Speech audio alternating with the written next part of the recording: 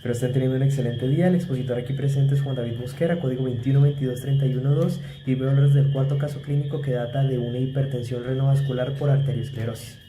Todo comienza con un paciente alrededor de la sexta década de la vida, pesando unos 95 kilos y midiendo aproximadamente unos 175 centímetros, que ingresa a consulta tratando de mejorar los hábitos de su vida, ya que refiere consumir 2 cajetillas diarias de cigarrillo, alimentos ricos en grasas y por supuesto cantidades elevadas de alcohol.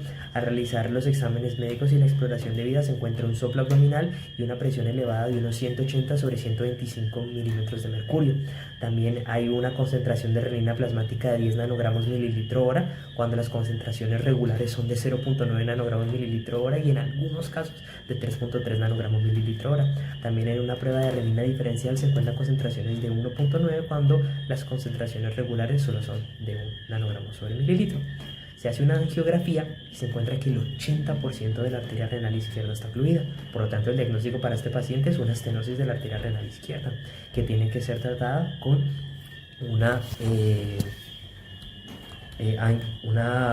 angioplastia, con un balón que permite aumentar el diámetro de la arteria y por ende regular esa presión a valores basales.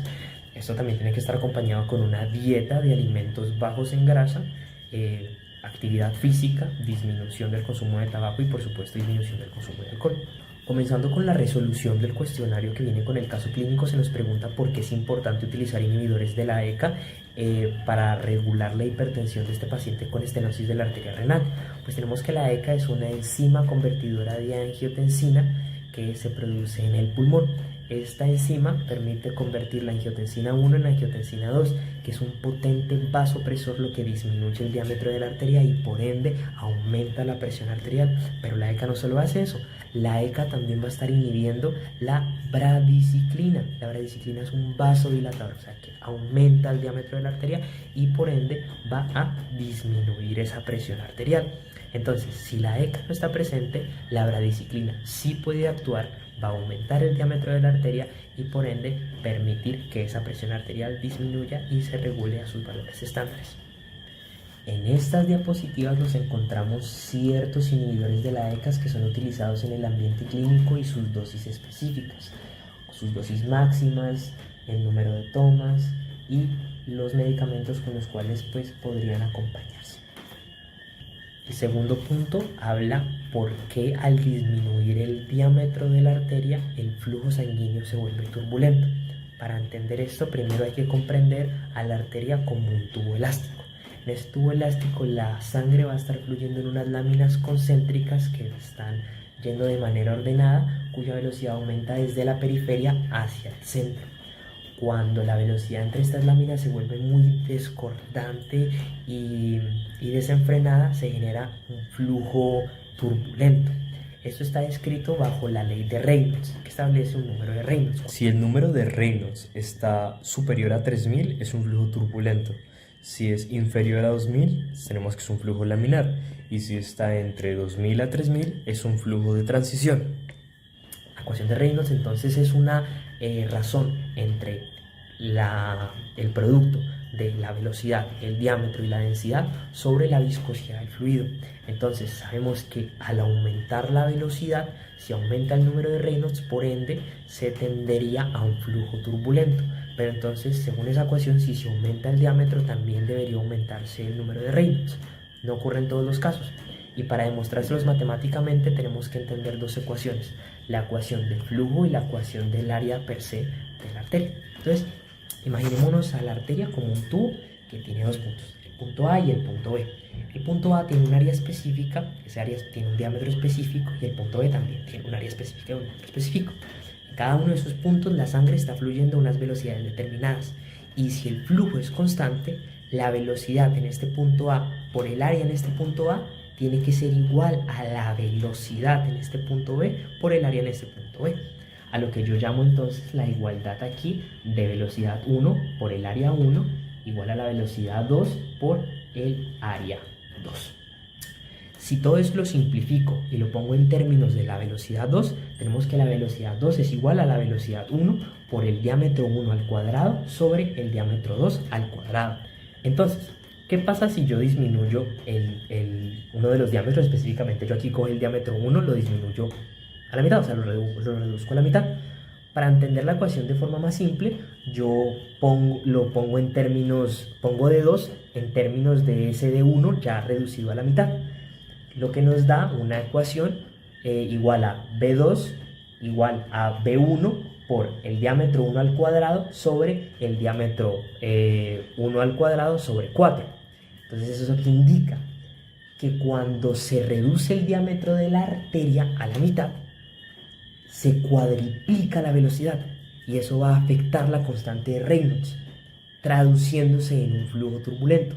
Por ende asumimos que al disminuir el diámetro se aumenta la velocidad y por ende se aumenta el número de Reynolds y eso explica que se aumenta el flujo turbulento, porque claro, ya las láminas ya no van a fluir ya la velocidad de esas láminas no va a ser tan concordante, sino que van a empezar a entremezclarse y eso va a hacer que el flujo se vuelva entonces turbulento.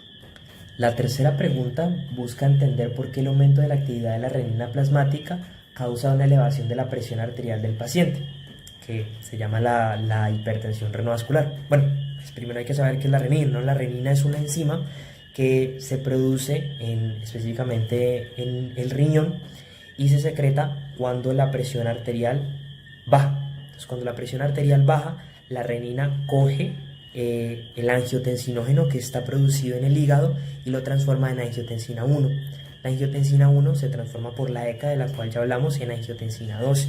Y esa angiotensina 2 va a regular va a aumentar la presión arterial a partir de 4 formas. La primera es actuando en receptores AT1 que se acoplan a una proteína GQ fosfolipasa C, la cual va a hidrolizar fosfatidilinositol transformándolo en diacilglicerol y en IP3, que genera la liberación de calcio que permite la contracción del músculo liso de las arteriolas y al contraerse se disminuye el diámetro y como ya lo estudiamos se aumenta esa presión. Otra forma es estimula la secreción de vasopresina. La vasopresina también es un vasoconstrictor que genera el aumento de esa presión. El tercer método es la liberación de aldosterona. La aldosterona es producida por la glándula suprarrenal y promueve la reabsorción de sodio. El último mecanismo es por la estimulación de la actividad simpática. Las neuronas simpáticas tienen unos receptores para la angiotensina 2. Entonces, cuando se secreta más angiotensina 2, esta estimulación simpática pues también genera una vasoconstricción y un aumento pues, de la presión arterial. Por último, se nos invita a analizar por qué la oclusión de la arteria renal izquierda aumenta la producción de renina en el paciente y que esto se refleje en el plasma. La renina se produce en las células yuxtaglomerulares del riñón y estas se regulan a partir de 3 mecanismos. Unos receptores intrínsecos, unos vasoreceptores intrínsecos del riñón, por el sistema nervioso simpático y por una mácula densa. Para este caso el que nos importa es ese vasoreceptor intrarrenal que se encuentra en la arteriola aferente, es decir, la arteria que está llevando sangre hacia el riñón. Entonces, cuando la presión cae más o menos de unos 100 milímetros de mercurio a unos 60, ese vasoreceptor le dice a las células yuxtaglomerulares que produzcan renina, que genera pues toda la cascada que hemos estudiado en este caso clínico. Entonces, al haber obstrucción de la arteria renal izquierda, ese vasoreceptor concibe como si la presión estuviera descendida. Entonces, como la presión está descendida, constantemente le está diciendo a las células yuxtaglomerulares que produzcan esa renina para que se aumente la presión arterial. Y eso es la razón principal de este proceso. Eso sería todo por este caso clínico. Muchísimas gracias.